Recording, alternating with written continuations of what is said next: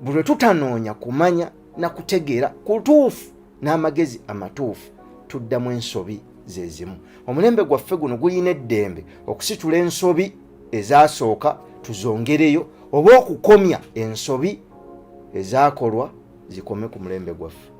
Era ensi okuteerera wateeka okubeerawo omulembe ogwesaddaaka neguva ku birungi ne guteekateeka omusingi omutuufu. Tubeebaza okuwaayo obudde ne muwuliriza ne muteekamu ebiseera byammwe ate ne muteeka mu nkola. Bannange mwenna mwebala okuwuliriza, tubeebaza kuwaayo obudde ate ne muteeka bino mu nkola. Mufune obudde mbirowoozeeko nammwe mulabe nga ddala mulwana entalo ez'ebisiikirize, mulwana n'ebisiikirize naye ng'ebisiikirize ebyo ate biva ku mmwe. Bw'oyimirira mu musana enjuba n'ekukubamu ekisiikirize ne kidda wansi, tosobola kukigoba, tosobola kukikwata, tosobola kukisibako, tolikisibako.